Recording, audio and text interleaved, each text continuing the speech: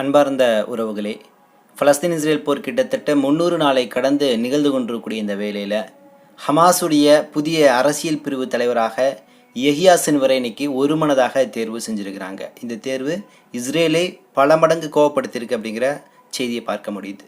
மறுபக்கம் இன்னைக்கு லெபனான் முழுக்கவே ஒரு மிகப்பெரிய போருக்கான வீழ்ச்சி ஈரான் மற்றும் லெபனானில் நடந்து கொண்டிருக்கிறது. ஸோ இதனால் இன்னைக்கு இஸ்ரேல்கிட்ட இராணுவ துருப்புகளுடைய பற்றாக்குறை மற்றும் வெடிமருந்துகள் இல்லாத சூழலை நோக்கி தள்ளப்பட்டிருக்கு. மற்றொரு பக்கம் இன்னைக்கு இஸ்ரேலில் இருக்கக்கூடிய அந்த சிறைகளில் தடுப்பு காவலில் இருக்கக்கூடிய பலஸ்தீன சகோதரிகள் பாலியல் வன்புணர்வுக்கு ஆளாக்கப்பட்டு மிகப்பெரிய கொடுமைகள் இழைக்கப்படக்கூடிய வீடியோ காட்சியில் இன்னைக்கு சமூக வலைதளங்கள் வெளியாகி பெரிய அளவில் பேசப்பட்டு கொண்டிருக்கிறது. ஸோ இந்த செய்திகளை குறித்து தான் விரிவாக இந்த காணொலியில் பார்க்க போகிறோம். பார்ப்பதற்கு முன்னாடி நமது சேனலை மறக்காமல் சப்ஸ்கிரைபர் செய்து உங்களது உறவினர்களுக்கும் நண்பர்களுக்கும் இந்த செய்தியை பகிருங்க. வாங்க காணொலிக்குள்ளே போவோம். அன்பார்ந்த நண்பர்களே, பலஸ்தீன் இஸ்ரேல் போர் கிட்டத்தட்ட 10 மாதங்களை கடந்து நிகழ்ந்து கொண்டிருக்கிறது. ஸோ இந்த வேளையில் ஹமாஸுடைய பொலிட் பீரோ தலைவர் இஸ்மாயில் ஹனியா அவர்கள் ஈரானுடைய தலைநகரம் தெஹ்ரானில் வைத்து இஸ்ரேல் உளவாளிகளால் கொல்லப்பட்டாருங்கிற விஷயம் உங்களுக்கு தெரியும். ஸோ அதை தொடர்ந்து தான் இன்னைக்கு ஈரான் இஸ்ரேல் மேலே தாக்குதல் நடத்துவதற்கான முழு வீழ்ச்சிக்கான வேலையில் ஈடுபட்டு இருக்கிறது. அது எந்த நேரத்தில் எந்த நிலையில் நாங்கள் தாக்குதல் நடத்துவோங்கிற ஒரு அறிவிப்பை இன்னும் வெளியிடலை. எதிர்பாராத விதமாக முன்னெச்சரிக்கை செய்யப்படாத ஒரு சூழலில் தான் எங்களுடைய தாக்குதல் இருக்குன்னு சொல்லிட்டு ஈரானுடைய IRGC இராணுவம் உட்பட பல்வேறு தலைவர்கள் இன்றைக்கி சொல்லிட்டு இருக்காங்க. ஸோ இன்றைக்கி கண் விழித்திருந்து எப்படா தாக்குதல் நடத்தும், எப்படா பாம்பு விழுகும், எப்படா நம்மளை பாதுகாத்து கொள்ளலாம்னு சொல்லிட்டு கண் விழித்து இன்னைக்கு எதிர்பார்த்து கொண்டிருக்கிறது அமெரிக்கா மற்றும் இஸ்ரேலுடைய IDF தீவிரவாத அமைப்புகள் எல்லாமே. ஸோ இது எப்போ நடக்கும் அப்படிங்கிறத ஒரு இன்டெலிஜென்ட், குறிப்பாக இஸ்ரேலுடைய சின்பெட் மற்றும் மொசாது போன்ற அமைப்புகள் தகவல் எடுக்க தயாராக இருக்கிறாங்க. ஒரு சின்ன தகவல் கிடைத்தாலும் போதும் அதை இஸ்ரேலுக்கு பாஸ் பண்ணி அமெரிக்காவுக்கும் பாஸ் பண்ணி ஒரு அலர்ட்டான சூழலில் இந்த இஸ்ரேலை வச்சுக்கலாம்னு சொல்லக்கூடிய ஒரு நிலையிலிருந்து இதை பார்க்குறாங்க. ஆனால் இந்த ஈரான் ஒரு திட்டமிடப்பட்ட ஒரு செயல்பாட்டிலேருந்து இந்த தாக்குதலை ஏற்படுத்த போது அது ஈரான்லேருந்து வரப்போதா, அல்லது ஹூதிகள் அன்சாருல்லாக்கள் அடிக்க போகிறாங்களா, அல்லது ஹிஸ்புல்லாக்கள் லெபனான்லேருந்து தாக்க போகிறார்களா, அல்லது ஈராக்கில் இருக்கக்கூடிய பாப்புலர் மொபிலைசேஷன் என்ற அமைப்பு தாக்க போதா அப்படிங்கிற ஒரு விஷயங்கள் இன்றைக்கி புலப்படாமல் இருக்கிறனால ஒரு உளவியல் அச்சத்தில் இன்றைக்கி இஸ்ரேலுடைய இராணுவமே இருக்குன்னு நம்மளால் பார்க்க முடியுது. ஸோ இந்த சூழலில் தான் மீண்டும் பெரிய ஒரு பேரிடியாக ஒரு அச்சமாக இன்றைக்கி இஸ்ரேலுக்கு ஒரு செய்தி போயிருக்கு. என்னென்னா, இந்த இஸ்மாயில் ஹனியாவுடைய மரணத்திற்கு காலித் மிஷலை இடைக்கால தலைவராக போட்டாங்க. ஸோ அவரை இறக்கிட்டு இன்னைக்கு புதிய தலைவராக நாங்கள் ஒரு நபரை கொண்டு வரோம் சொல்லிட்டு முகமது இஸ்மாயில் தர்பீசி என்று சொல்லக்கூடிய நபரை கொண்டு வரலான்னு சொல்லக்கூடிய ஒரு பேச்சுக்களை பரவலாக இன்னைக்கு பேசினாங்க. அது சமூக வலைதளங்களில் பேசப்பட்டது. உடனடியாக அந்த முடிவை மாற்றிவிட்டு இன்னைக்கு இராணுவ படையுடைய தலைவராக இருக்கக்கூடிய யஹ்யா சின்வர், இவங்க யாரை தீவிரவாதி, எந்த நபரை கொலை செஞ்சோம்னா இந்த போர் நின்றும் சொல்லிட்டு விரட்டி கொண்டிருந்தார்களோ, எவ்வளவு முறை நாங்கள் இவர்களை கொலை செய்தோம் என்று ஒரு போலியான செய்தியை பரப்பினாங்களோ, அந்த யஹ்யா சின்வரை தான் இன்னைக்கு ஹமாஸுடைய பொலிட் பீரோ, அதாவது அரசியல் பிரிவு தலைவராக கொண்டு வந்திருக்காங்க. ஆல்ரெடி யஹ்யா சின்வரை பொறுத்த வரைக்கும் அவர் இராணுவ தளபதியாக இருக்கிறார் அப்படிங்கிறது நமக்கு தெரியும். தளபதியாக இருந்து கொண்டு தான் இன்னைக்கு இவ்வளோ பெரிய ஒரு போரை வழி நடத்திட்டு இருக்கிறாரு. சமீபமாக யஹ்யா சின்வர் ஏப்ரல் 30, 2022 ஒரு விஷயத்தை பேசுகிறாரு ஒரு மேடையில். அந்த மீட்டிங்கில் பார்த்தீங்கன்னா ஹமாஸுடைய மூத்த தலைவர்கள், அரசியல் பிரிவு தலைவர்கள் மற்றும் பல்வேறு கட்டங்களில் இருக்கக்கூடிய தலைவர்கள் எல்லாமே கலந்துருக்கிறாங்க. ஸோ அந்த கூட்டத்தில் இவர் பேசும்போது இந்த அக்டோபர் 7 சம்பவத்தை ஒரு விலாவரியான ஒரு பேச்சாக பேசுகிறார். எப்படி தாக்குதல் நடத்துவோம், எப்படி உள்ளே போவோம்னு சொல்லக்கூடிய பலகட்ட விஷயங்களை தெல்ல தெளிவாக உலகம் அறிந்து கொள்ளும் அளவுக்கு, இந்த சென்பெட்டும் இந்த மொசாதும் தெரிந்து கொள்ளும் அளவுக்கு வெளிப்படையாகவே 2022 பேசியிருக்கிறாரு. ஸோ அந்த காணொலி இன்னைக்கு சமூக வலைதளங்களில் போய்கொண்டிருக்கிறது. இந்த காணொலியை இஸ்ரேல் கேள்விப்பட்டு ஒரு அலர்ட் இல்லாமல் இருந்திருக்காங்க அப்படிங்கிறத இருக்கிறதுலே காமெடியான விஷயம். அதில் தெளிவாக சொல்லிட்டாரு. ஸோ அன்னைக்கு என்ன சொன்னாரோ அதை தான் இன்னைக்கு செயல்படுத்திட்டு இருக்கிறாரு அப்படிங்கிறதான் எதிர்ச்சியாக பார்க்க முடியுது. அவர் என்ன நினைச்சாரோ, என்ன திட்டங்களை இந்த அக்டோபர் 7 தூஃபான் அல் அக்ஸா போற விரும்பி அதை நிகழ்த்த காத்திருந்தாரோ அதுதான் இன்னைக்கு களத்தில் நடந்துட்டு இருக்கு அப்படிங்கிறது இன்னைக்கு வரக்கூடிய செய்தியாக இருக்குது. ஸோ இன்னைக்கு யஹ்யா சின்வர் என்பது பேரை கேட்டாலே இஸ்ரேலை கதிகலங்கும் அளவுக்கான ஒரு நிலையை ஹமாஸுடைய அமைப்பு உருவாக்கி வச்சிருக்கு. யஹ்யா சின்வரை வளர்த்து எடுத்திருக்கு நம்மளால் பார்க்க முடியுது. ஸோ அத்தகைய யஹ்யா சின்வர் தான் இன்னைக்கு ஹமாஸுடைய தலைவராக வந்திருக்கிறாரு. ஸோ இன்னைக்கு ஹமாஸுடைய தலைவர் யஹ்யா சின்வரை கொண்டு வந்த பின்னாடியே ஒரு செய்தி நமக்கு கிடைக்குது.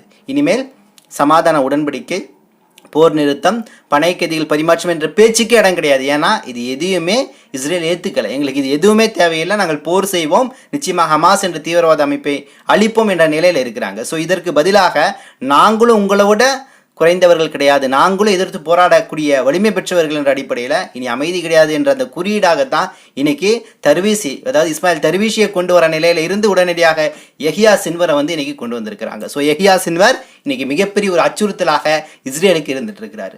ஸோ யார் இந்த யஹ்யா சின்வர் என்ற ஒரு விஷயத்தை நம்ம இங்கே விரிவாக பார்க்க கடமைப்பட்டிருக்கின்றோம். யஹ்யா சின்வரை பொறுத்த வரைக்கும் அவர் ஒரு மிகப்பெரிய போராளின்னு சொல்லலாம். இவர் பார்த்தீங்கன்னா 1962 பார்த்தீங்கன்னா காசாவில் இருக்கக்கூடிய கான்யூனிஸ்டில் இருக்கக்கூடிய அகதிகள் முகாமில் பிறக்கிறாரு. அதற்கு முன்னாடி 1948 இவருடைய தாய் தகப்பன், இவருடைய பரம்பரைகள், சொந்தங்கள் எல்லாமே மஜிதலின் என்று சொல்லக்கூடிய இடத்துல இருக்காங்க. இன்னைக்கு இந்த இஸ்ரேலுக்குள்ள தான் இந்த இடம் இருக்கு. இந்த மஜிதலினை எப்படி பேர் மாற்றி வச்சிருக்காங்கன்னா அஸ்தலோன் என்று சொல்லக்கூடிய பேராக மாற்றி வச்சிருக்கிறாங்க. ஸோ இந்த மஜிதலின்ல தான் இவங்க குடும்பம் 1948 இருக்குது. அந்த சமயத்தில் இஸ்ரேல் உள்ள பூந்து அடிச்சு பல்வேறு விதத்தில் சின்னாபின்னப்படுத்துறாங்க.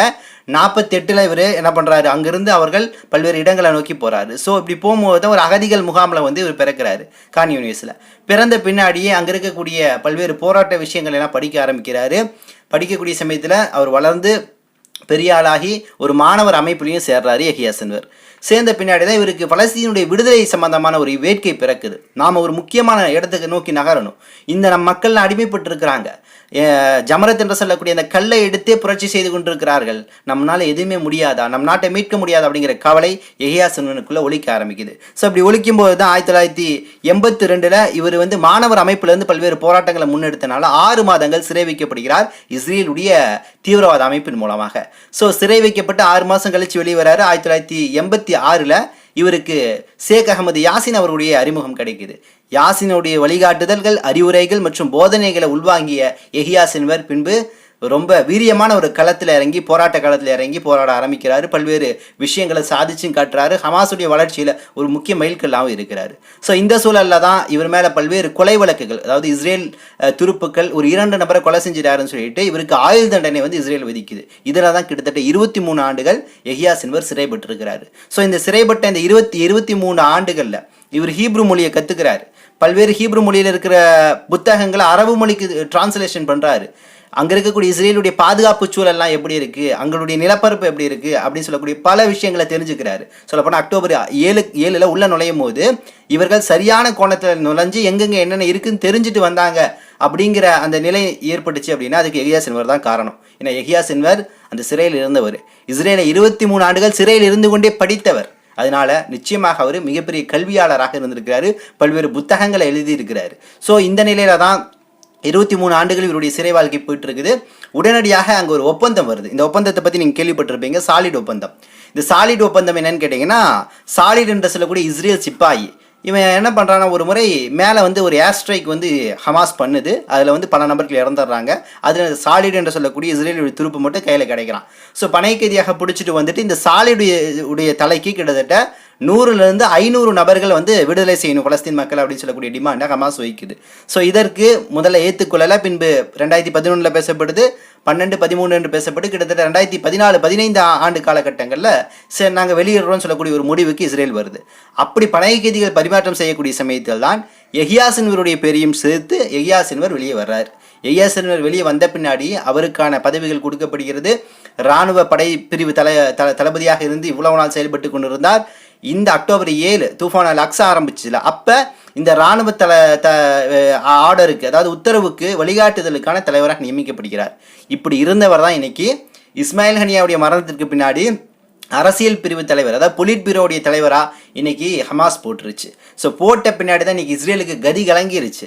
ஏன்பா யஹ்யா சின்வரை போட்டிருக்கிய, இவரை தான் நாங்கள் தீவிரவாதம் சொல்லிட்டு இருக்கோம், எங்களை வந்து நாங்கள் கொல்லக்கூடிய ஒரு லிஸ்ட் வச்சுருக்கோம்ல, இஸ்மாயில் ஹனியாவை கொண்டுட்டோம், அடுத்து யஹ்யா சின்வர் இருக்காரு, அதே மாதிரி முகமது தையீப் இருக்கிறாரு, அதே மாதிரி உசாமா ஹம்தன் இருக்கிறாரு என்ற பல லிஸ்ட்டு எங்கள் கையில் நீண்டு கொண்டே போகிறது. இவர்கள் எல்லாத்தையும் நாங்கள் கொல்ல வேண்டும், ஏன்னா இவங்க எல்லாமே தீவிரவாதிகள் அப்படிங்கிற லிஸ்ட்டில் இருக்கக்கூடிய இந்த போருடைய சூத்திரதாரியாக இருக்கக்கூடிய யஹ்யா சின்வரை நீங்கள் தலைவராக போட்டிருக்கீங்களேங்கிற கோபத்தில் விரைவில் முகமது தையீப் கொள்வோம், அவர் பக்கத்தில் யஹ்யா சின்வரையும் நாங்கள் புதைப்போம் என்ற ஒரு கோபத்திலேருந்து இன்றைக்கி இஸ்ரேல் வார்த்தைகளை பயன்படுத்திட்டு இருக்கு. அப்போ யஹ்யா சின்வர் எந்த அளவு இந்த போரில் ஒரு முக்கிய தன்மையோடு இருக்கார் அப்படிங்கிற விஷயத்த நம்மளால் இதன் மூலம் பார்க்க முடியுது. அடுத்து ஒரு துயரமான செய்தி, இன்னைக்கு இஸ்ரேலுடைய சிறைகளில் பலஸ்தீன் மக்கள், அப்பாவி மக்கள் பல ஆண்டுகளாக சிறைப்பட்டிருக்கிறாங்க. பல பெண்கள், குழந்தைகள், முதியவர்கள் என்று சிறைப்பட்டிருக்கிறாங்க. இந்த சூழல்ல நேற்றைய தினம் ஒரு வீடியோ காட்சி வெளியாச்சு. பார்க்கக்கூடிய சமயத்தில் மனசு அவ்வளோ பதப்பதிச்சிச்சு. காரணம் ஏன்னு கேட்டிங்கன்னா, அந்த பெண்களை அந்த அளவு சித்திரவதைப்படுத்துறாங்க இந்த இஸ்ரேலுடைய தீவிரவாத நாய்கள். இது எங்கன்னு பார்த்தீங்கன்னா, இஸ்ரேலில் இருக்கக்கூடிய செட் தெய்மான் என்று சொல்லக்கூடிய ஒரு தடுப்பு முகாம். இந்த முகாமில் சில பெண்கள், பலஸ்தீன பெண்களை ஒரு தடுப்பு அரணை வச்சு, அந்த எஃகு இருக்குள்ள தடுப்பு எஃகு, அந்த எக்கை மறைச்சு வச்சு ஒரு பெண்ணை மிகப்பெரிய அளவில் கொடூரமாக சத்தம் காதை கிழிக்கும் அளவுக்கு ஒரு பெண்ணை வந்து பாலியல் வன்புணர்வு செய்கிறாங்க. அந்த வன்புணர்வு எந்த அளவு இருக்குன்னா, மிருகங்களை மிஞ்சிய அளவு இருக்குது. ஓப்பனாக சொல்லணும்னா, மலைக்குடல் இருக்குல்ல, அதெல்லாம் வெடித்து சிதறிடுது, முதுகு தண்டு பகுதியில் அடியாயிருது, அதாவது முதுகுடைய மையப்பகுதியெல்லாம் உடஞ்சிருது. அதே போல் பார்த்தீங்கன்னா விழா எலும்பெல்லாம் நொறுங்கிடுது. இந்த அளவு சித்திரவதைப்படுத்தி அந்த பெண்ணை அடித்து இழுத்து தூக்கி வெளியே போட்டிருக்கிறாங்க. உடனடியாக அங்கே இருக்கக்கூடிய ஒரு மருத்துவமனைக்கு அந்த பெண் என்பவள் அழைத்து செல்லப்பட்டிருக்கிறார். இது போல் ஒரு பெண் கிடையாது, தினமும் நூறாயிரக்கணக்கான பெண்கள், பலஸ்தீன பெண்கள் எல்லாமே இந்த அளவு சித்திரவதைக்கு இன்னைக்கு வந்து இஸ்ரேலுடைய துரோகிகள், அயோக்கியர்கள், மிருகங்கள் இன்னைக்கு இப்படிப்பட்ட கோர தாண்டவத்தை நிகழ்த்தி கொண்டிருக்கிறார்கள் அப்படிங்கிற விஷயம் வந்து இன்னைக்கு நமக்கு கிடைக்குது. அடுத்து இன்னைக்கு இஸ்ரேலுக்கு இருக்கக்கூடிய பெரும் பிரச்சனை இப்போ என்னன்னா, இஸ்ரேல்கிட்ட இராணுவ தளவாடங்கள் பற்றாக்குறை, குறிப்பாக வெடிகுண்டுகள் பற்றாக்குறை ஏற்பட்டிருக்குது. இந்த பற்றாக்குறை எப்படி நிகழ்ந்துச்சுன்னு கேட்டிங்கன்னா, ஹிஸ்புல்லா கடந்த 10 மாதங்களாக இஸ்ரேல் மேலே தாக்குதல் நடத்துதுல, இதில் ஹிஸ்புல்லா பயன்படுத்தக்கூடிய ட்ரோன்கள், ராக்கெட்டுகள் எல்லாமே விலை உயர்ந்த ராக்கெட்டுகள் கிடையாது. ரொம்ப மலிவான ராக்கெட்டு, ரொம்ப கம்மியான குறைவான செலவில் செய்யப்பட்ட ராக்கெட்டுகள். இதை பயன்படுத்தி தான் இஸ்ரேலில் தாக்குதல் நடந்துச்சு. இந்த இஸ்ரேல் தாக்குதலில் இந்த குறைவான மலிவான விலையில் தயாரிக்கப்பட்ட ராக்கெட்டுகள், ட்ரோன்களை அயன்டோம் கிராஸ் பண்ணி வெடிக்க வச்சிருச்சு. ஸோ இந்த பிளானே என்னன்னு கேட்டிங்கன்னா, 10 மாதங்களாக இவர்கள் மலிவான ராக்கெட்டுகளையும் ட்ரோன்களையும் வீசி அந்த அயன்டோமில் இருக்கக்கூடிய அந்த வெடி மருந்துகளை தீர்க்க வைக்க வேண்டும் என்ற அந்த மோட்டிவோட செயல்பட்டு இருக்கிறாங்க. ஸோ அதன் விளைவு இன்னைக்கு என்னன்னா, இஸ்ரேலோட முன்னாள் பாதுகாப்பு ஒரு அதிகாரி சொல்றாரு, ஹிஸ்புல்லா நினைத்ததை சாதிச்சு காட்டிட்டாங்க. அவர்கள் இவ்வளவு நாள் அயன்டோம்னுடைய அந்த எரிபொருள்கள், வெடிகுண்டுகள் பற்றாக்குறை ஏற்படுத்தணும்னு நினைச்சாங்க, அதே போல இன்னைக்கு ஏற்படுத்திட்டாங்க. ஸோ இனி அயன்டோம் சரியான முறையில் இயங்க முடியாதுங்கிறத தாண்டி இனிமேல் ஹிஸ்புல்லா கையில் இருக்கக்கூடிய வலிமையான, விலை உயர்ந்த, ரொம்ப நவீனமான, மிக பயங்கரமான ஆயுதங்களை வந்து தடுக்கக்கூடிய ஆற்றல் நிச்சயமாக நமது அயன்டோமுக்கு கிடையாது. நம்ம அயன்டோம் சின்ன சின்ன ராக்கெட்டுகளை அடிக்கக்கூடிய ஆற்றல் பெற்றது என்ற அளவுக்கு போயிருச்சு அப்படிங்கிற மாதிரி செய்திகளை வெளியிட்டு இருக்காங்க. ஸோ அந்த அளவு இன்னைக்கு ஒரு அச்சுறுத்தும் தன்மையில் இருக்குது. காரணம் என்ன கேட்டிங்கன்னா, இன்றைய தேதியில் காலையிலிருந்து லெபனானில் இருக்கக்கூடிய ஹிஸ்புல்லா, ஈரானில் இருக்கக்கூடிய பாப்புலர் மொபிலைசேஷன், இந்த 2 அமைப்புகளும் மிக பிரம்மாண்டமான தாக்குதலை இஸ்ரேலை நோக்கி நடத்த தயாராகிட்டு இருக்கிறாங்க. ஸோ இந்த சூழலில் அயன்டோமுக்கான அந்த வெடிமருந்து பற்றாக்குறையாக இருப்பது அப்படிங்கிறது நிச்சயமாக ஒரு கேள்விக்குறியாக தான் காணப்படுது. ஸோ இந்த சூழலில் தான் அரபு நாடுகளுடைய ஏதாவது தேவை கிடைக்குமான்னு சொல்லிட்டு இஸ்ரேல் ஒரு பக்கம் முயற்சி பண்ணிட்டு இருக்கு.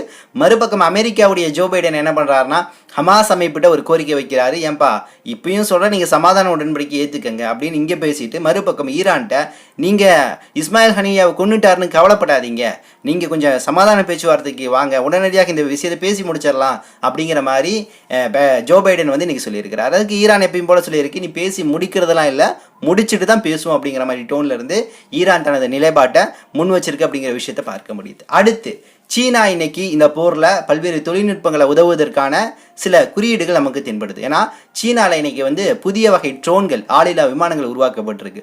அந்த ட்ரோன்களை பொறுத்த வரைக்கும் எப்படி இருக்குன்னா, நேச்சுரலாகவே பார்க்க ஒரு பறவையை போலவே இருக்குது. ஒரு பறவை வந்து பறந்தால் எப்படி இருக்கும், அது போல ரொம்ப சிறிய ரக ஒரு ட்ரோன்களாக ஒரு ஆளில்லா விமானமாக இருக்குது. இது பல கிலோமீட்டர் தாண்டி தாக்குதல் நடத்தக்கூடிய ஆற்றல் பெற்றதுன்னு சொல்லப்படுது. ஸோ அப்போ இந்த ட்ரோன்கள்லாம் ஏன் இப்போ சமீபமாக உருவாக்கப்படுது அப்படின்னா, இந்த ட்ரோன்கள் மத்திய கிழக்கில் இருக்கக்கூடிய ஈரானுக்கும் அதே போல் ரஷ்யாவுக்கும் கொடுக்கக்கூடிய ஒரு சூழல் இருக்குன்னு சொல்லிட்டு சில நபர்கள் சொல்கிறாங்க. ஸோ பறவை போலவே இருக்கக்கூடிய இந்த ட்ரோன்களை அடையாளம் காண்பது என்பது மிக எளிமையான காரியம் கிடையாது அப்படிங்கிறதான் பல்வேறு நபர்கள் சொல்கிறாங்க.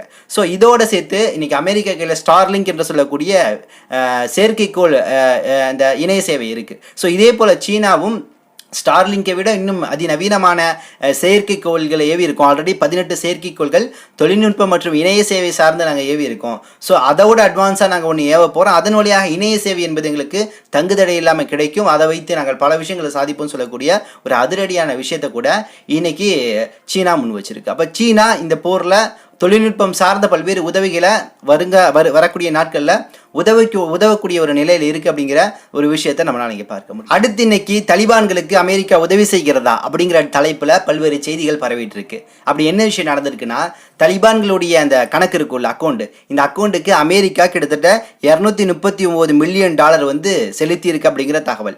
இதுக்கு அமெரிக்கா என்ன விளக்கம் கொடுக்குதுன்னா, தெரியாம தவறுதலாக இந்த $239 மில்லியன் வந்து தலிபான்களுக்கு போயிருச்சு, அது எப்படி போச்சுன்னே தெரியல, நம்ம மாற்றி ரீசார்ஜ் பண்ணிடுறோம்ல, அது மாதிரி இவங்க மாற்றி வந்து தலிபான்களுக்கு கிரெடிட் பண்ணிட்டோம். அது எப்படி 1 மில்லியன் 2 மில்லியன் கிடையாது, 239 மில்லியனை தவறுதலாக தலிபான்களுக்கு போட்டுட்டாங்களாமா. ஸோ இது குறித்து தலிபான்கள் இன்னைக்கும் இப்பயும் ஏதோ பெரிய ஆன்சர் பண்ணலை. தலிபான்கள் இனி விளக்கம் கொடுத்தா தான் தெரியும். அப்போ எதன் அடிப்படையில் இந்த இவ்வளோ பெரிய தொகை மில்லியன் கணக்காக தலிபான்களுக்கு போயிருக்கு, அப்போ அதற்கு பின்னாடி என்ன விஷயம் இருக்குது அப்படிங்கிறத வரக்கூடிய செய்திகள் வழியாகத்தான் நம்மளால் பார்க்க முடியும். இன்னும் சில தகவல்களை திரட்டிக்கொண்டு இன்ஷா அல்லாஹ் விரைவில் வந்து உங்களை சந்திக்கின்றேன்.